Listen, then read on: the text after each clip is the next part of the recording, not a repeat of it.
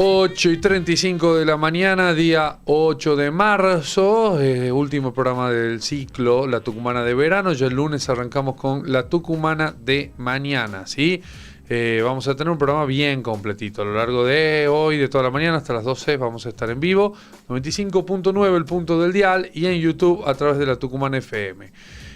Hoy es el Día Internacional de la Mujer Trabajadora, Conti, y vamos a charlar justamente sobre este tema con la doctora Celia Bravo, que es doctora en Historia, y vamos a preguntarle por un montón de cuestiones que tienen que ver con este día, ¿no? Con el origen, con la resignificación, cómo se fue construyendo, cómo se fue dando la identidad a esta fecha que año a año parece tomar nueva relevancia y nueva importancia y nueva significación, me parece, ¿no?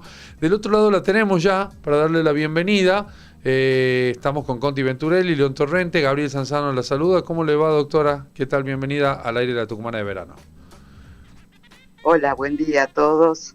¿Cómo están? Buen día, la verdad, en este día también especial, es el Día Internacional de la Mujer Trabajadora, y nos surgen un montón de preguntas y de dudas al respecto para poderlos charlar y para poder enriquecernos, ¿no? Desde el origen, cómo se ha decidido no solo la conmemoración, sino cuál es el origen mismo y cómo ha ido resignificándose con los años, ¿no? Sí, en realidad este es una fecha que la establece en realidad un congreso socialista, donde una diputada socialista, Clara Zetkin, no me acuerdo exactamente el nombre, propuso el Día Internacional de la Mujer Trabajadora, en un momento donde las mujeres prácticamente no tenían ningún derecho, digamos, las oportunidades laborales eran realmente mínimas, la mujer no tenía derecho en algunos lugares, por ejemplo en Argentina, para dar el ejemplo más concreto, no tenía derecho a trabajar libremente. El Código Civil que regía en ese momento, el Código de Vélez-Sarsfield, que había sido promulgado por la presidencia de Sarmiento, impedía que la mujer pudiera trabajar sin autorización del marido. Incluso se pensaba o se calculaba que para las pequeñas compras domésticas también tenía esa autorización, no podía firmar contratos, digamos, o sea, la mujer estaba en una situación absoluta de minoridad, sujeta al padre de familia, había una noción muy fuerte de patriarcado, y esta situación se mantuvo así, para que vos tengas una idea, hasta 1926. Entonces, cuando se establece esto, que es una fecha más bien de carácter internacional, que tiene que ver también con una masacre en Chicago, con una demanda de obreras que va a ser suprimida de una forma salvaje, porque el dueño de la fábrica la incendia y mueren mujeres trabajadoras. En parte también se hace recordando esa fecha, o sea, mujeres demandando derechos que son suprimidas de suma crueldad. Desde ahí esta fecha fue cambiando hasta que fue aceptada en la década del 70 por las Naciones Unidas, y de ahí de alguna manera se institucionaliza, digamos, la fecha como un faro, como un lugar, como un legado, como una manera de incentivar a nuevas generaciones de mujeres en distintos países para luchar por sus derechos. Sí. Eso a nivel internacional. Y en algún punto también en los últimos años se ha tomado mucha más conciencia sobre el carácter de lucha, ¿no? De la fecha, que hasta no hace mucho tenía otro tipo de significado, ¿no? Era el regalo de la flor, los bombones. Todavía se ve eso, incluso se comercializa como una fecha comercial más, pero hay un crecimiento en la idea de no es para eso esta fecha, ¿no? Tiene que ver con justamente todo lo otro. No, sí, la fecha está muy asociada a instancias de lucha, como te digo, y de luchas de manera colectiva. Lo que pasa que a partir, no sé, del año 2000, y sobre todo hablando de nuestro país, en la Argentina, el feminismo cobró mucho realce, y fue como una especie de ola feminista que culminó, que hubo muchísimas leyes. Ujú, Quizá, bueno, te estoy hablando desde la democracia para aquí, el derecho a divorcio, el derecho a tener la patria potestad compartida de los hijos, ujú, una, digamos, derecho a manifestar su propia identidad, digamos, para las personas, que no necesariamente atañe a las mujeres, mm, y eso terminó finalmente con el derecho al aborto y muchas conquistas que ahora lamentablemente se van desmantelando, digamos, porque el Ministerio de la Mujer no es solo burocracia, eso implicaba también una defensa, articulación, donde el Estado podía defender a mujeres golpeadas, mm, situaciones de violencia doméstica que han crecido. Así mm. que realmente esto fue cambiando de sentidos y ahora, digamos, con esta avalancha libertaria, pero que en realidad es absolutamente conservadora y que atrasa, digamos, ahora es un día donde por primera vez en mucho tiempo el gobierno Sí, se aparta de la totalmente. defensa y de acompañar a las luchas de las mujeres, y esto es un hito realmente importante que de alguna manera desafía a las mujeres en general y al movimiento feminista en particular de seguir luchando por derechos. To- Sobre todo, quizá el más importante me parece a mí el derecho a la vida.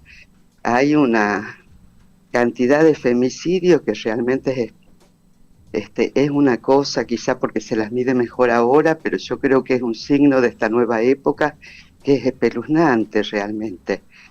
Y en vez del Estado acercarse y ver las causas y tratar de alguna manera de modificar esta situación de tremenda injusticia, bueno, se aparta.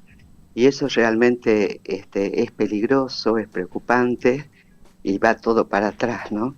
Sí, de alguna manera, también con esto que decía, ¿no? Y se invisibiliza o se llega tarde, ¿no? En los casos de femicidio, hablando específicamente de eso, cuando hay una denuncia, o sea, hay miles de denuncias, ¿no? Y se llega mucho después de eso. Pero también con esto que hablaba, ¿no? De los avances que tuvimos en estos últimos años y de este presente que vivimos, ¿no? Las mujeres. La diputada Lía Lemoyne en un momento, cuando hizo referencia, usted decía, por ejemplo, del divorcio, hablaba de la patria potestad de los hijos, ¿no? Compartida. Y pienso en esto que ella planteaba, ¿no? De esta cuestión, hablaba como de que los padres tienen derecho, ¿no? Pero como invisibilizando toda esta lucha, ¿no? De lo que viene pasando tantos años y de lo que usted explicaba, ¿no? Lo que pasa es que nadie dice que el padre no tenga derechos. Ella invierte y de alguna manera habla, yo te diría, con mucha ignorancia de este problema. Nadie dice eso. En realidad, lo que históricamente sucedió, que frente a la cuestión de un hijo, a las dificultades, sobre todo en este país, de mantenerlo, fueron las mujeres las que históricamente han alimentado a sus hijos, los han criado, y uno lo ve solamente en los censos. Cuando uno analiza cómo ha crecido la cantidad de mujeres jefas de hogar, ahí hay un hecho social que es dramático. Mm, Es que en realidad pasa lo inverso. Los hombres no se hacen cargo de tamaña responsabilidad porque crear un hijo es como es forjar una persona en todos los sentidos, desde cuidarlo, llevarlo al médico, tratar que se eduque, tratar de que viva, crear una persona saludable. Esa es una tarea que la sociedad no pondera, y menos este gobierno, que es un gobierno, digamos, en gran medida atravesado por la crueldad, no pondera lo que significa, digamos, esta creación, bueno, de una persona y la crianza, que tiene que tener un aspecto absolutamente social. Si uno lo ve solamente y lo ve en forma individual, probablemente se equivoca mm. y dice estas cosas que dice esta diputada, que realmente hay un tremendo desconocimiento cuando habla de esta forma.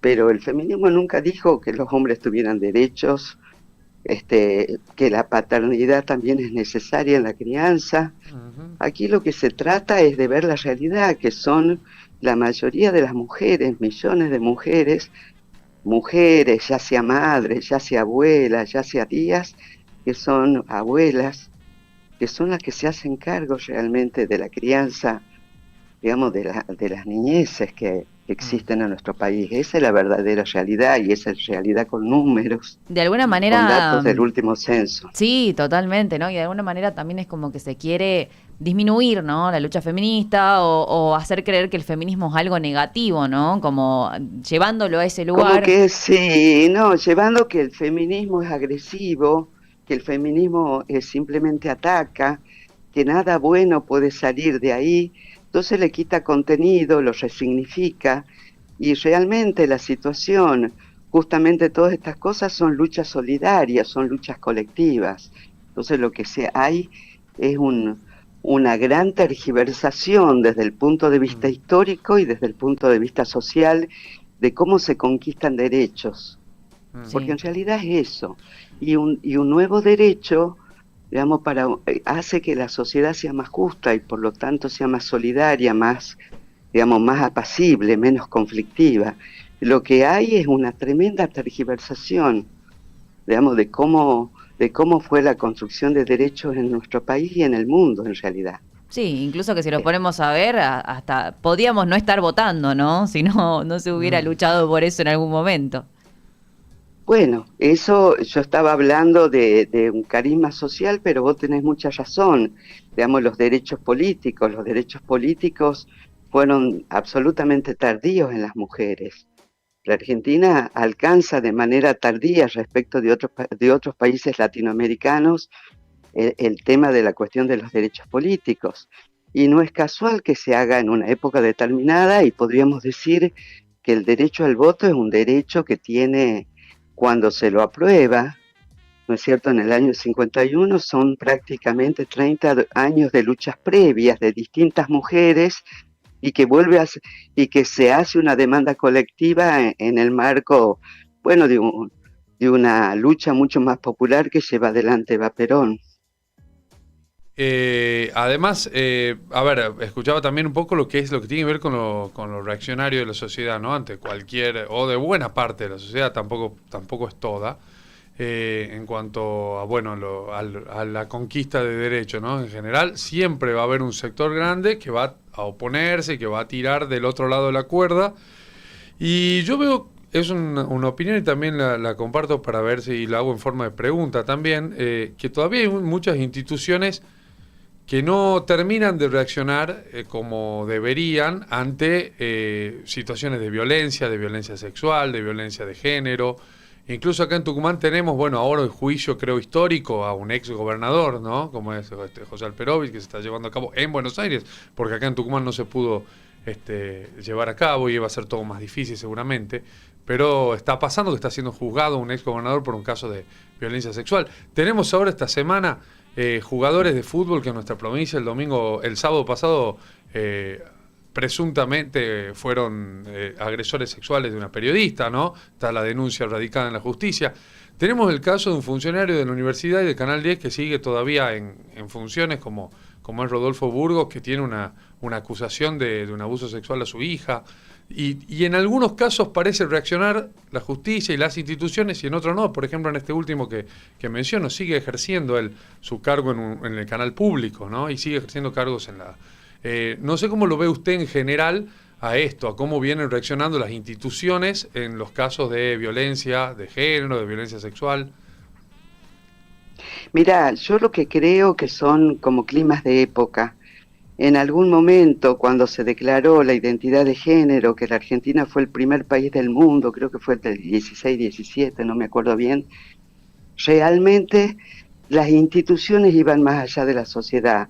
Incluso cuando se simplificó ese viejo código civil del que yo les hablaba de Vélez Sarsfield, y el matrimonio comenzó, digamos, a verse más como un contrato con muchas posibilidades de desandarse, ahí y donde no había culpabilidad, que eso es importante, sino decisiones individuales que pueden modificarse, ahí la sociedad iba adelante, la institución iba adelante y la sociedad a veces atrasaba.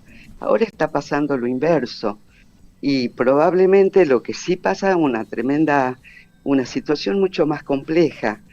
Cada vez más, digamos, por muchas reformas y conquistas que se hicieron en la segunda década del siglo XX, XXI, donde las mujeres se animan un poco porque el Estado estaba más cerca a denunciar y demás, y eso se hace casi una conducta y se transforma en un derecho, porque hay un derecho denunciar una situación de violación, una situación de injusticia, una situación de agresión.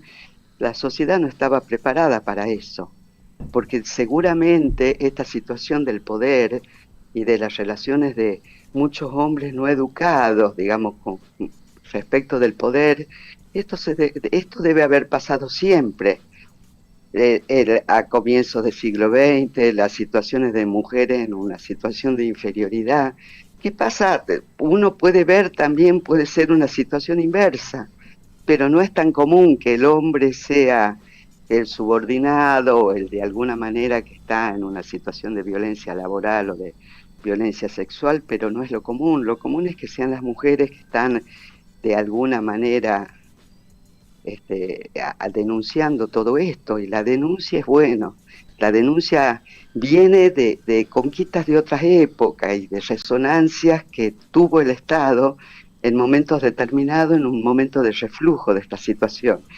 Me parece bien que se denuncien, que se visibilicen, digamos, yo no sé bien cuál es exactamente la posición de la sociedad porque esto es muy cambiante, es muy caprichoso crear sentido común.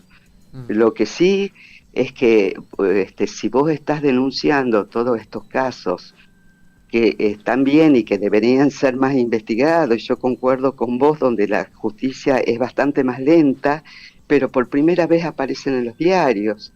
Era impensable que un gobernador con el poder que tuvo Alperovich pudiera pasar lo que está pasando. Y estos son reminiscencias de una lucha, ¿no? O sea, no hay que ver todo tan negro. Me parece que tiene que ver donde también parte de la sociedad entiende que aún un hombre poderoso no puede hacer eso.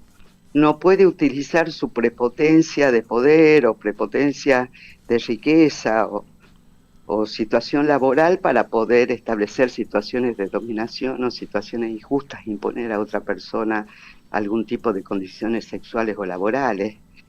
Sí. Esto que esté pasando es un hecho inédito también, tenemos que aclararlo. Sí. Es difícil, muestra el costado tremendo del patriarcado, pero a su vez también muestra que las mujeres son capaces de hacer estas denuncias y que son acompañadas por su familia, por algunos sectores de la sociedad, y que un comunicador como vos los haga público. Sí, totalmente. Y yo le quería preguntar, doctora, ya como historiadora, ¿no? Y en este día tan importante, las claves, ¿no? Para seguir construyendo historia como mujeres, ¿no? Para adelante. ¿Cuáles son las claves, según usted? Y mira, las claves, digamos, en primer lugar, estudiar las situaciones de injusticia, graficarlas. Están buenos los observatorios porque permiten tener una medida de cómo se van acumulando esas situaciones y cómo no son situaciones individuales, sino situaciones sociales. Y también la otra clave, aparte de saber y aparte de poder argumentar y poder fundamentar, la clave está en situaciones colectivas. Por eso son importantes estas manifestaciones. Yo les agradezco que ustedes me hablen porque estas conmemoraciones son importantes en un sentido que es un hilo que recorre, porque también eso es lo emocionante. Este hilo que comienza a comienzos del siglo XX, digamos, en todo el mundo, también tiene su correlato en nuestro país, en la Argentina, en Tucumán, y esos son efectos maravillosos que hay que estudiarlo y que hay que verlo. La clave es la colectiva, y la clave es seguir ese hilo, y aportando fundamentos, aportando conocimiento, aportando argumentación, digamos, y eso después se puede transformar en derechos, aportando sentido común, aportando nuevos significados, ¿me entiendes? Por supuesto, sí, así es. Me preguntaba mientras la escuchaba, doctora, y teniendo en cuenta su buen conocimiento de historia, quizás tenga una respuesta, quizás no, pero ¿cómo se habrá constituido y se habrá construido el patriarcado, ¿no? Si es algo que tiene que ver con la cultura chilena. Eso sí. Me tenés que invitar para otro día. Sí, pero sí, bueno, sí, pero imagino a que eso podríamos hablar de otro día. El patriarcado no es un problema de los hombres ni de la masculinidad, son relaciones de poder, Claro. son relaciones que están asociados, ¿me entendés?, a una determinada forma de poder y de producción social, Ujú. a cómo se estructura la sociedad, cómo se organiza la herencia, cómo se organiza la sujeción de un hombre sobre otro. Está absolutamente organizado en torno a esas claves, ¿me entendés? Ujú. O sea, no es una cosa que nosotros la podemos simplificar y caricaturizar, que eso va en contra de los hombres, que es lo que dicen lo que no entienden y lo que no saben, o como dijo, no sé, que Lemoyne decía, eso es una tontería. El patriarcado es una construcción de tipo social que incluye absolutamente la forma de la propiedad y un tema de organización del poder que es anterior al capitalismo, te diría, Claro. pero se va reformulando, Bien. digamos, y que llega hasta hoy con este ultra neoliberalismo que estamos viviendo ahora. Y probablemente sean también momentos estos, justamente por el ultra neoliberalismo, también y bueno, de redoblar apuestas, ¿no? Desde la lucha, me parece.